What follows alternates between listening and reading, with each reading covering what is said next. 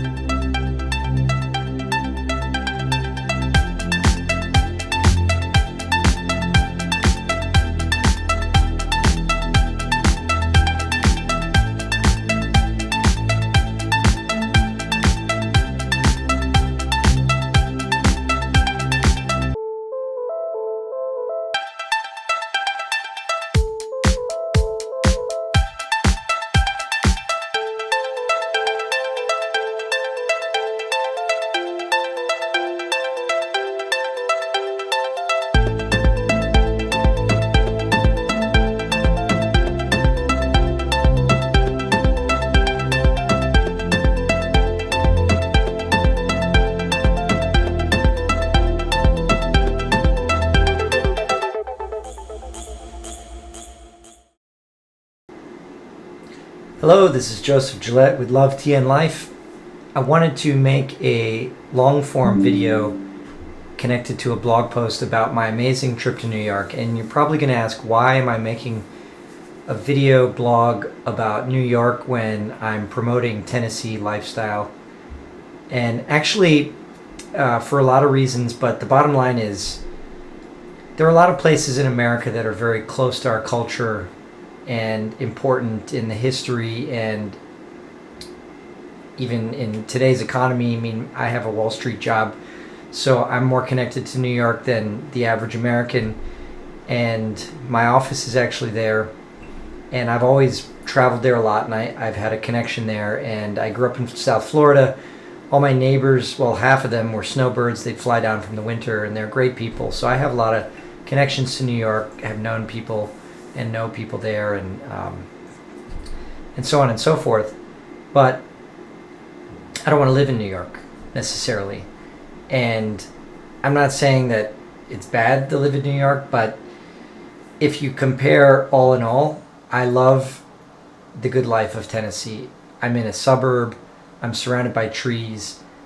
I live in an amazing house, which is not super expensive. In other words, there's good value for your real estate. No crime. People are friendly. People are just not toxic. There's not a lot of toxic people here. And I love it here. And so the great thing about Tennessee, we have a great airport there's a really nice airport in Nashville. Knoxville Airport is small, but you can go anywhere. It's a 2-hour flight to New York. Actually 1.5 hours. It's an easy trip to go there and come back. So at the end of the day, I can live here and I can visit New York. We're going to go in the summer to Chicago. We went to California in the summer, last summer. And you can live here where it's nice to live, and you can still see all these places. Some of these places may not be nice to live, or they may be too expensive.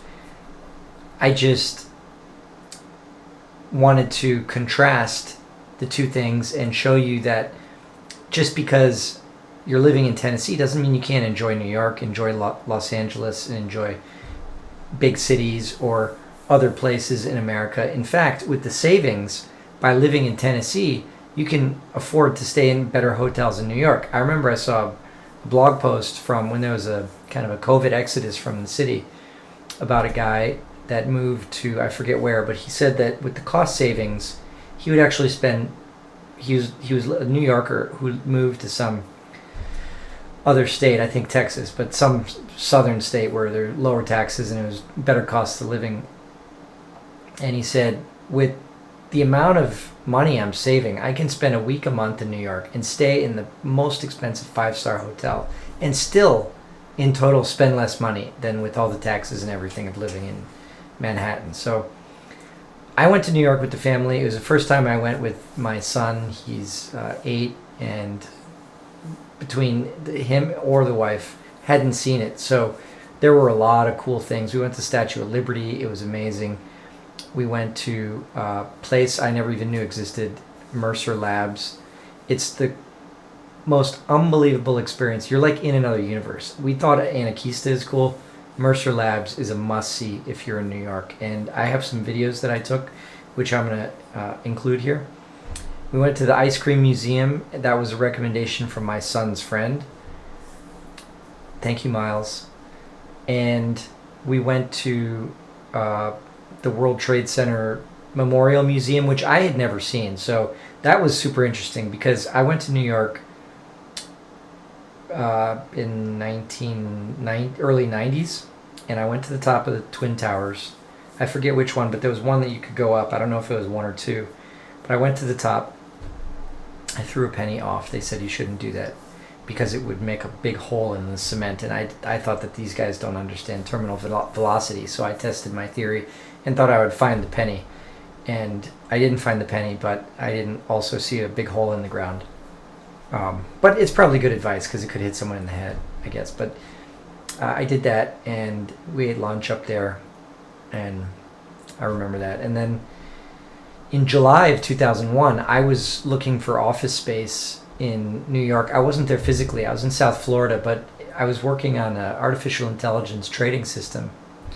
And then 9/11 happened, and the investors got spooked, and they said, we can't do this in the United States. If you remember at that time, it was just a total panic. I mean, everyone was panicked. From if anyone was here in the U.S. in that time, you remember the feeling. It was very scary for a lot of reasons and for everyone. I mean, it was something that we were all in together, and we're all angry.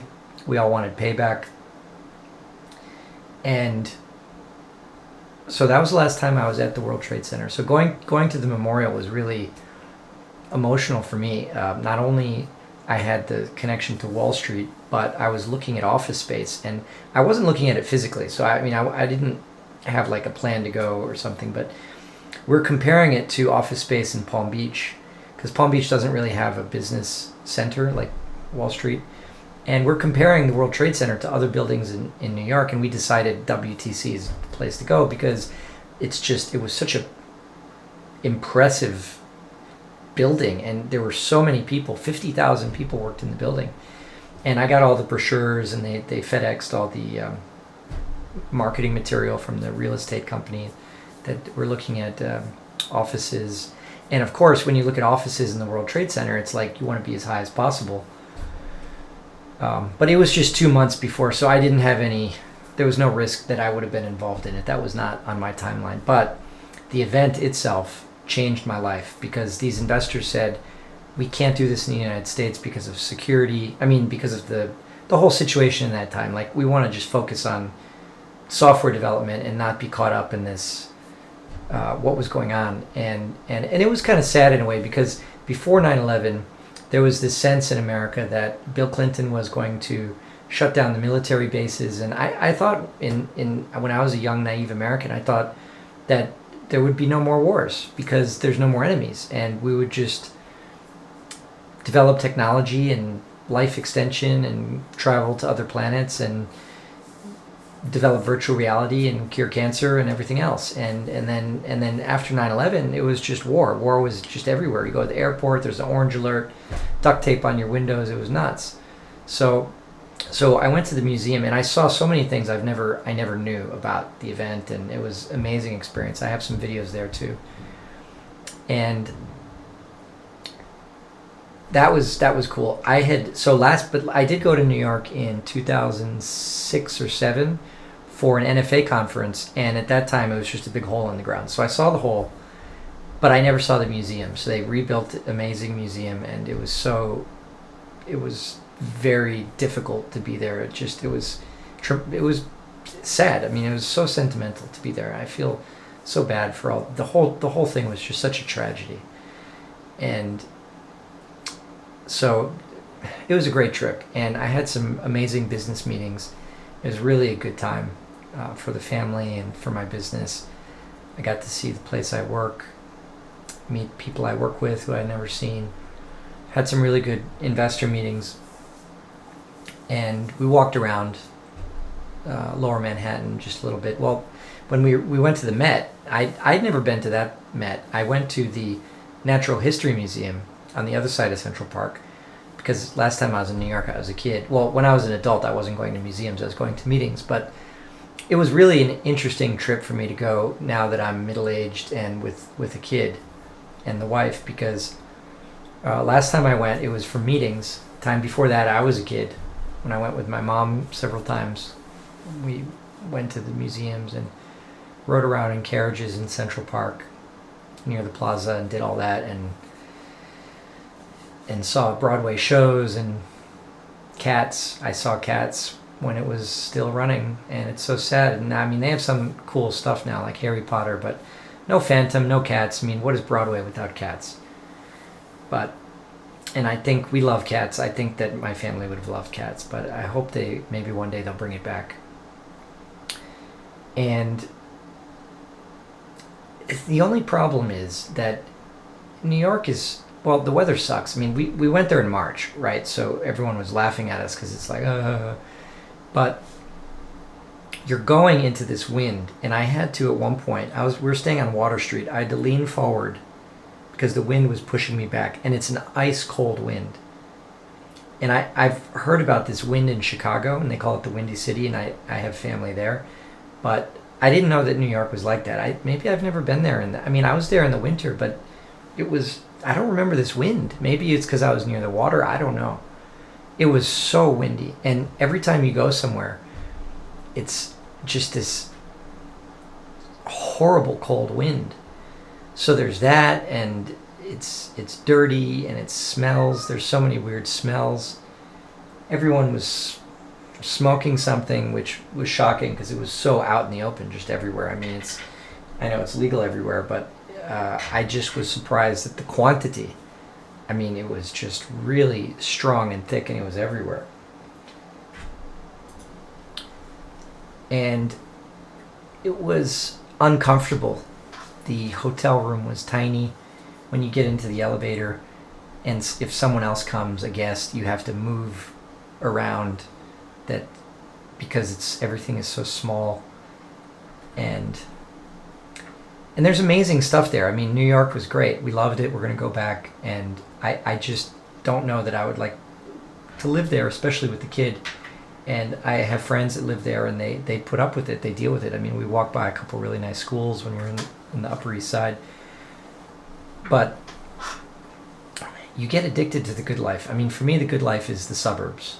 And we actually found a really nice suburb in New York that if we were going to live there, we would be in closer to the mountains, New City, and it's about an hour from the city. But heck, when I lived in the country, I mean, it was like an hour to go to the local town where I lived. I lived at the end of the road. That's what the local guy used to say. You live at the end of the road. It was so remote that locals would get lost. It was just very remote. And I like that because it's quiet. You're by yourself. And I think the cool thing about New York is that you can live 1 hour away and be I found in a 1 hour drive a lake cabin up, like, I don't know if it was in New Jersey or New York, but just on that other side of the mountains over there.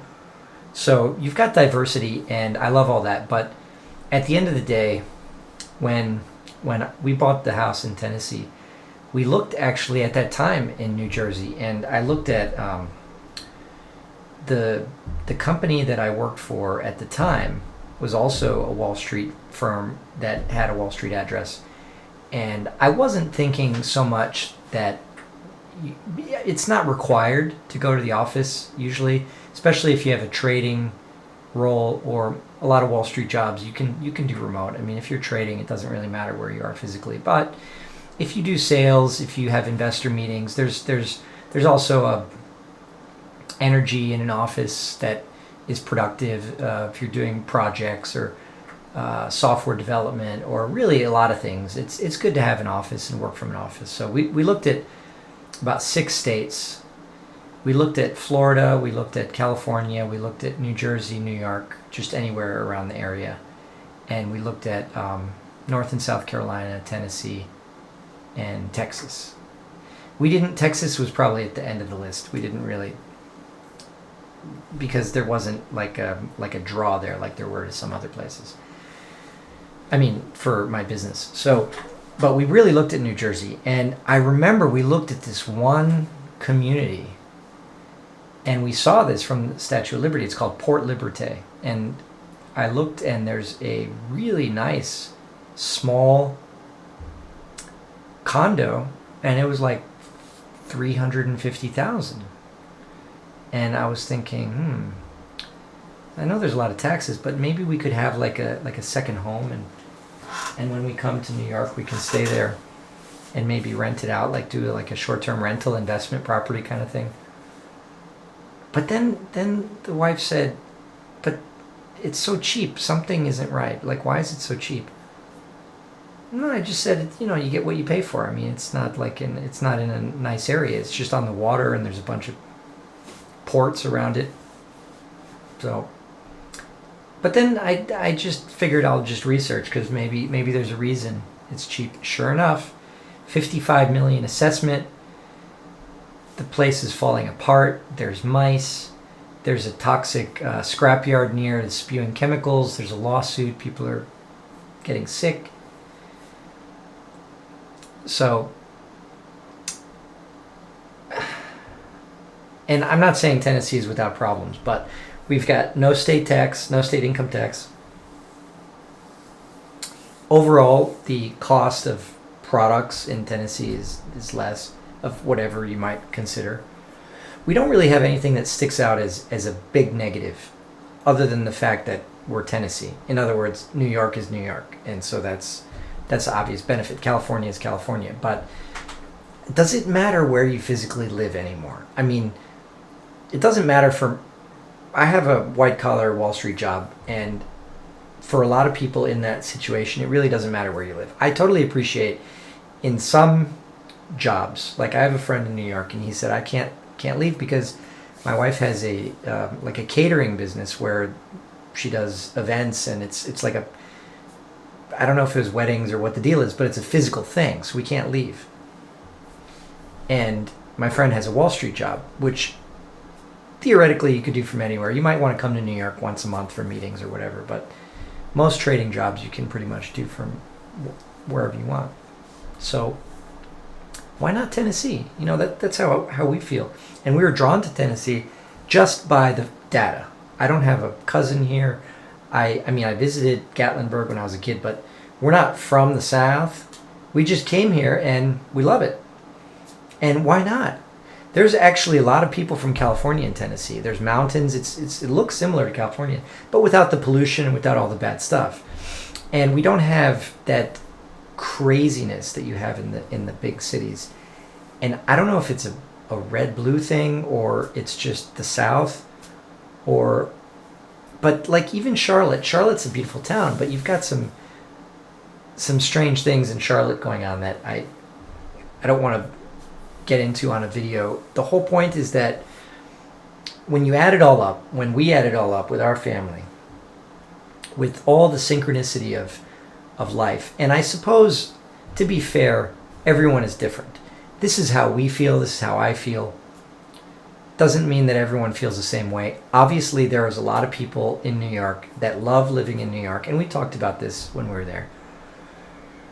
Because some New Yorkers just, oh, I love the city, I can never get out, and that's, I always felt like they're just deluding themselves. Like, you've got to live there because you have to get the job. You have to live there for the good job, and you don't really like the city life.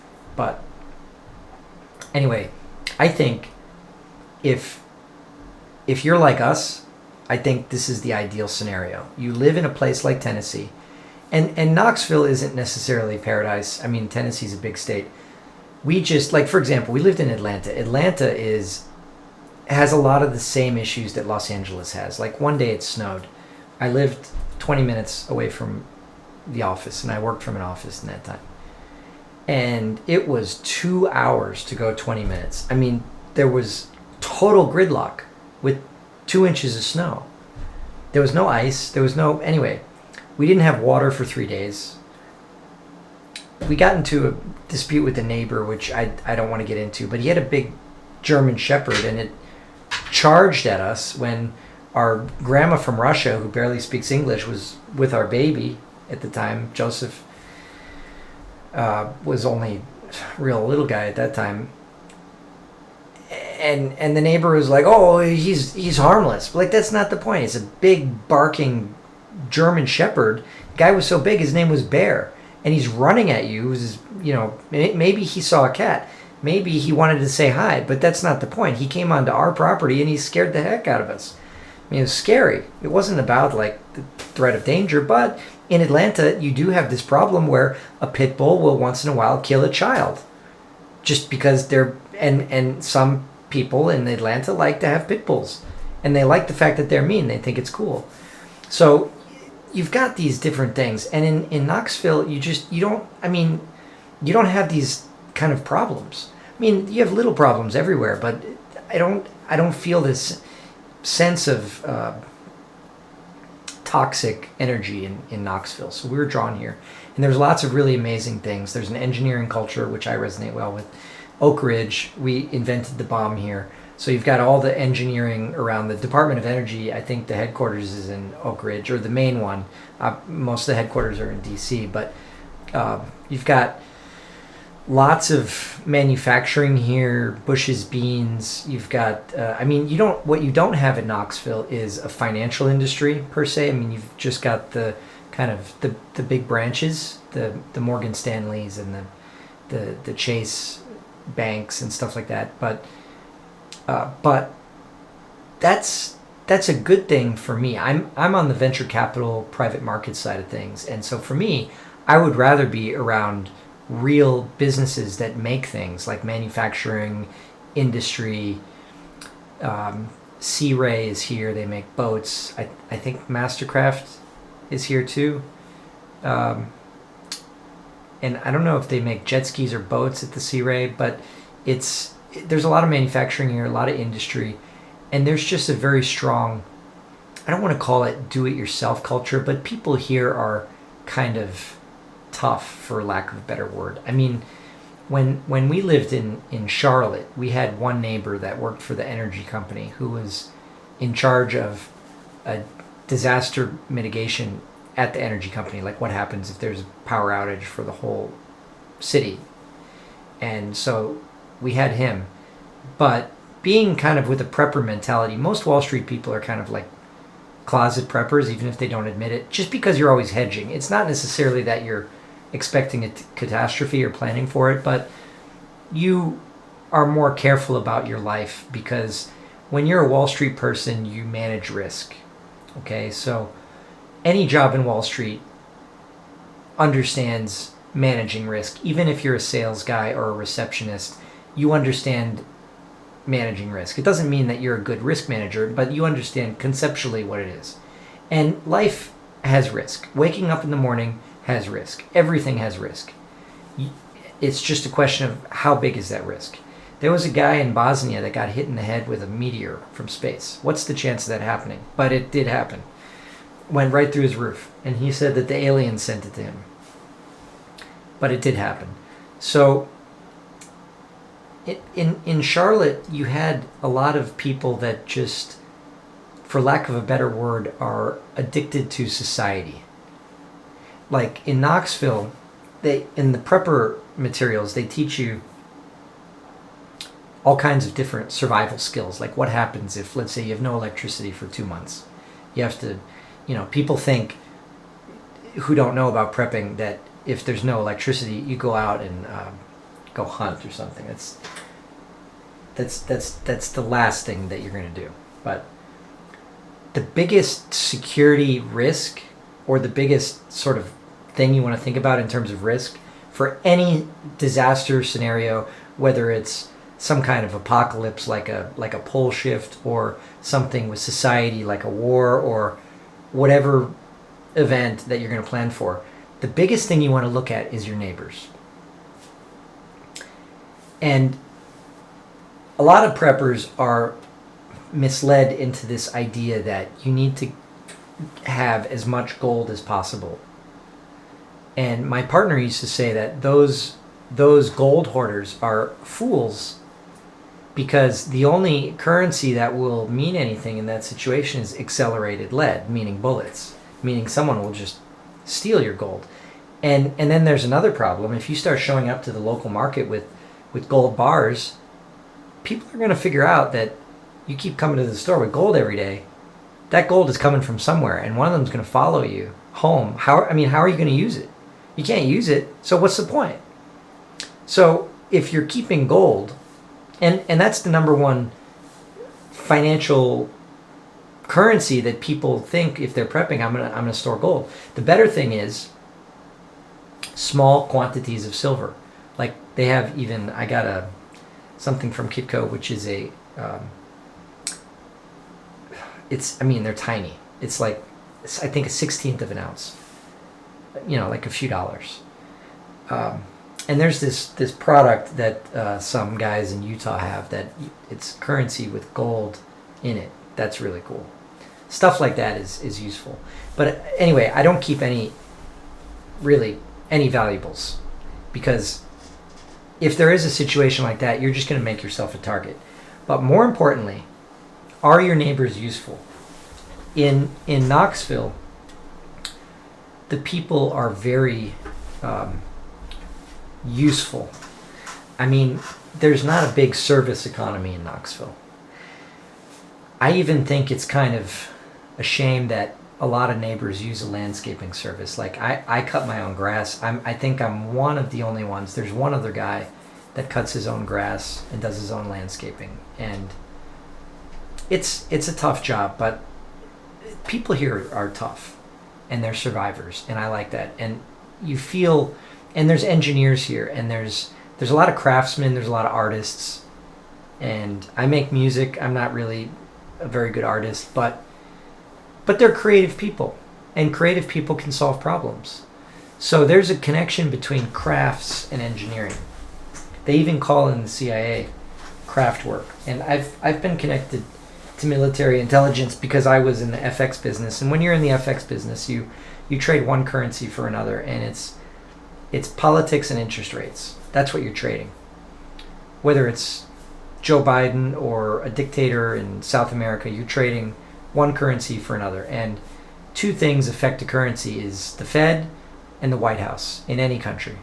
Because the central bank, that's just one component of it. Monetary policy is set by the administration because they control the budget and they can control the inflation policies. Like the government can create inflation by spending too much, or they can create inflation by doing things like sanctions against Russia, cut off the oil imports, cut off the commodities coming in, and you have to print more money to get less, because the oil and commodities are going to be in short supply.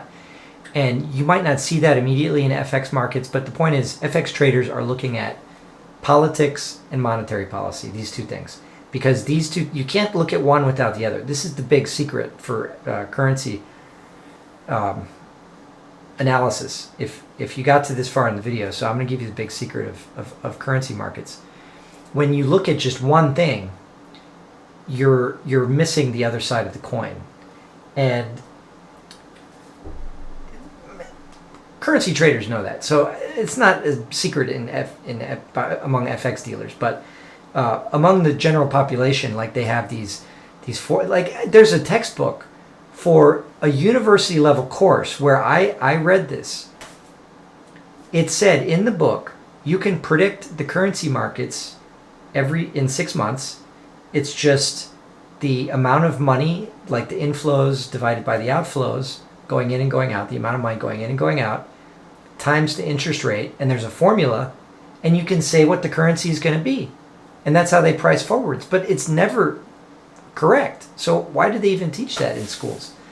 So it's nuts. But the point is that, yeah, there's not a financial community in Knoxville. Knoxville is not a destination like Wall Street. Far from it. It's actually just a football town, college town. But you live around people who are makers. They call it Maker City. They're creative. They're artists. They're engineers. There's a lot of interesting folk here that are, and there's not a lot of rednecks. I mean, they're everywhere, even in New York. But in Tennessee, I just haven't had the same kind of experiences like I did in South Carolina. Let's put it like that. And I live in a nicer area. But anyway, I've been around Tennessee, and I mean, it has its bad parts, but it's not scary like Miami. I mean, there's parts of Miami where you're going to be afraid at night. And that German guy was shot. In Tennessee, I mean, all the violent crime that happens is like bar fights and things between gangs, and I mean, there's not like armed home burglaries and stuff like that. It's a very safe state. It's a very family oriented state. So I mean, in Knoxville, there's no nightclubs. I mean, there's something called nightclubs, but they're really just bars that play music. There's not like a nightclub scene. There's like a country bar, Cotton Eye Joe, where they do line dancing and stuff. I've never been there, but it's just an overall good place. And like I'm saying in this rant, it's that you can go to New York, you can go to UK, and you can have a nice cozy home to come home to in Tennessee, and that's why I love the life here, because it's not like when I'm saying this is where my home is, it's not to say that this is necessarily the only place I ever want to see in my life. Immanuel Kant never left the village where he was born by purpose. He thought it would, like, why? Every village looks the same. I mean, why should it just, maybe I'll become polluted with some strange ideas. So Tennessee is a great anchor point in your life. It's a great home. It's a great state to be a resident, not only because of the taxes, but we've got 2 time zones, and I'm in the Eastern time zone. Nashville is in Central. 2 great time zones, great airports, great quality of life, and we can still get up to NYC in 1.5 hours. So that's all. Enjoy the videos if you made it this far. I've got lots of little videos after this that you're going to see amazing things in New York. Have a great day.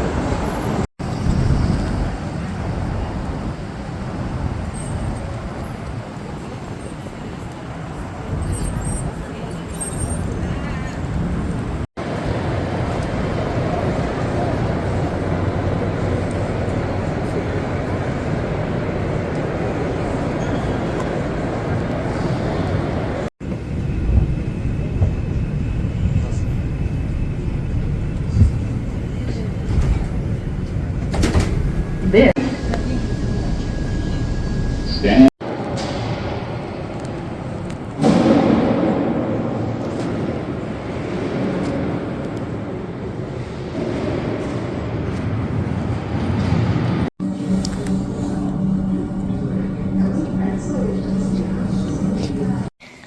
We built an igloo. No, you're not making a YouTube video. That's how they lived. We could, you know, And we work on built this. it. What about this?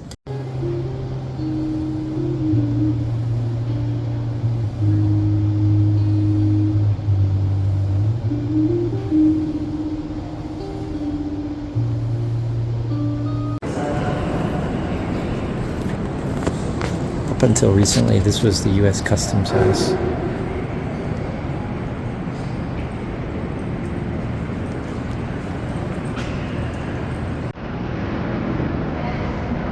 Wow, that's good. Do it again. Woo! Go, Joseph.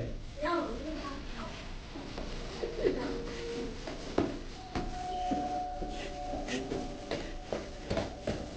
Okay, go.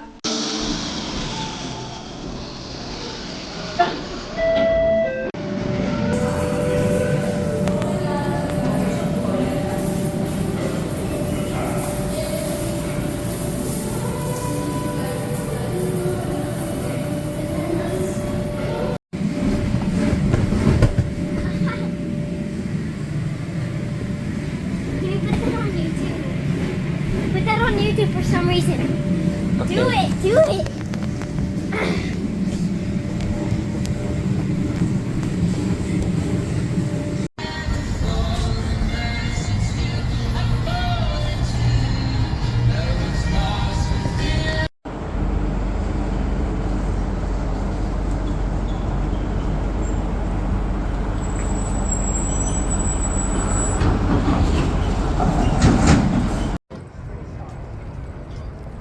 Hey guys, this is Joseph Gillette with Love Tea and Life. I'm in front of the New York Stock Exchange in New York City, and I just wanted to report that it's great to be here and do business, but Tennessee is the greatest state in the United States.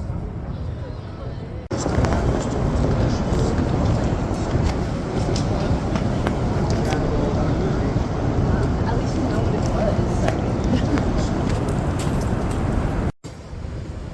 was. I'm actually running late. The train doesn't stop on 51st Street.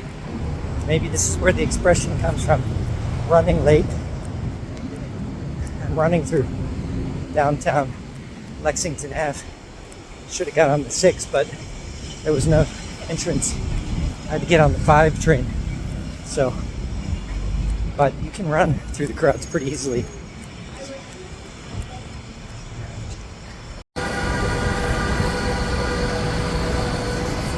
It's nice new buildings.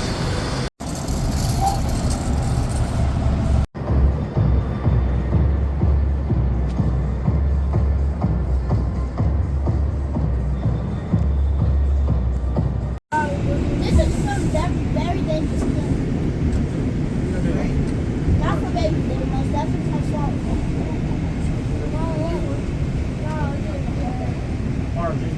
What street?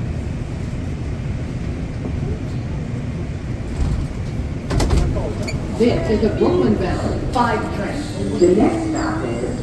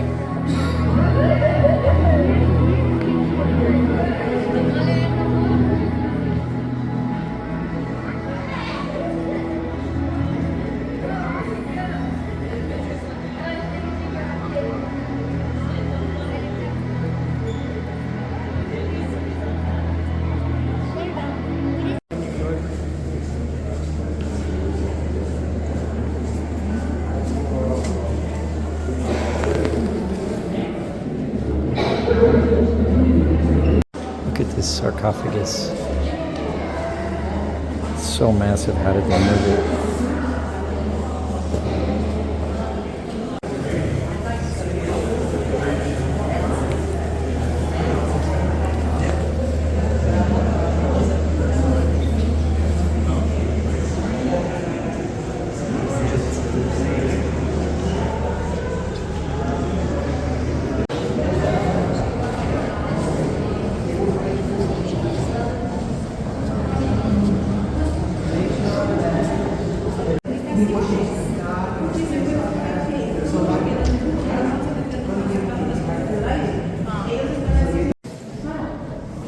Looks like he's speaking into a microphone.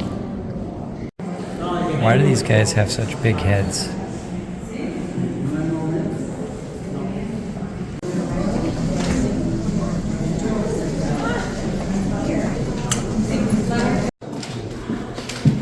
Not for common people, for sure.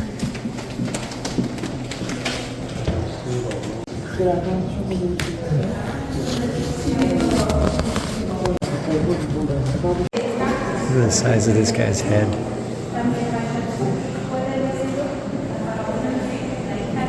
His feet. Such a big head. This is an ankh.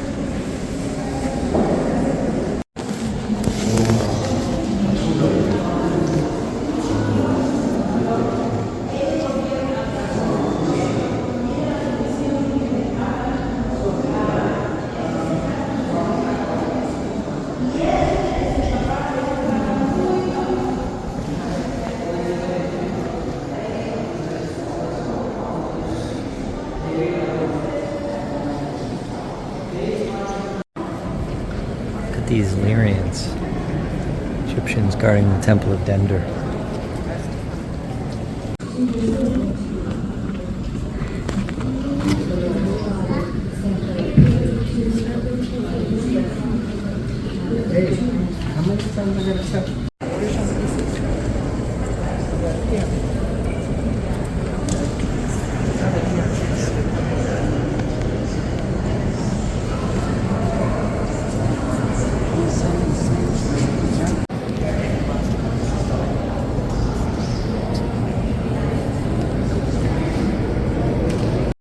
So creepy.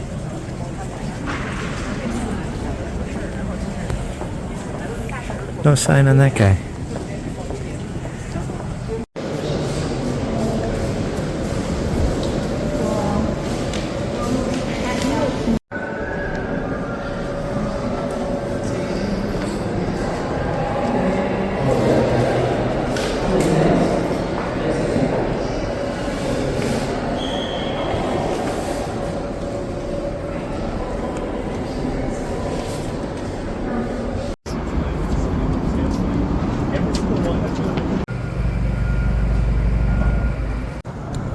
Brown Brothers Harriman financed Hitler.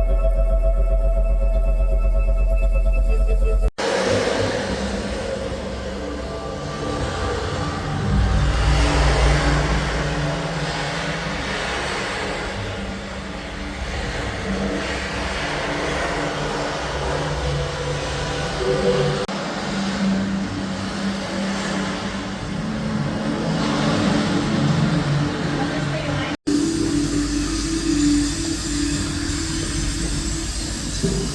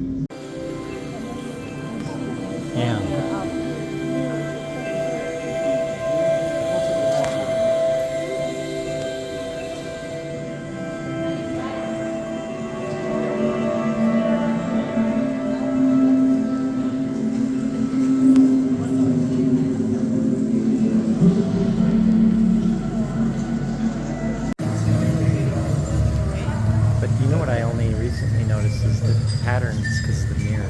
Yeah, we saw this. It's repeating. But anyway, I'd like to stay a little bit. Look, it's infinite. Yeah, but yeah, it is. But you get. Oh yeah, but you get what you pay for. This is a private thing. You know, this is expensive. All this. Okay. No, they like this area. I love He's gonna jump.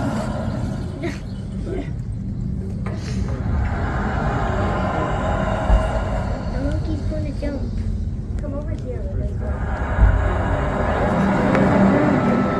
I am this room. You can tell them.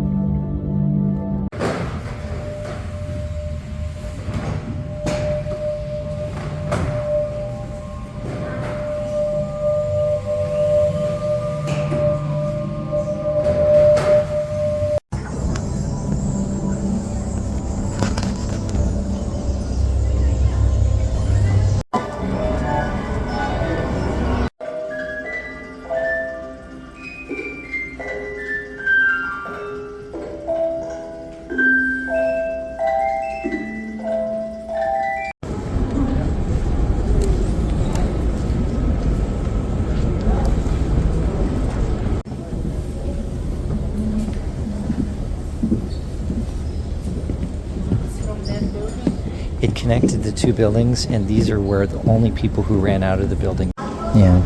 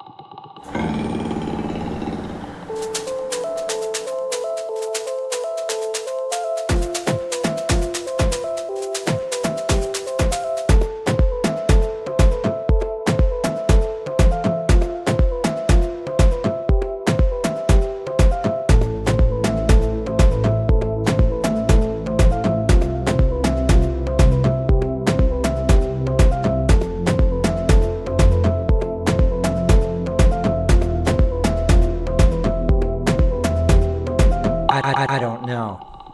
All right. Activate.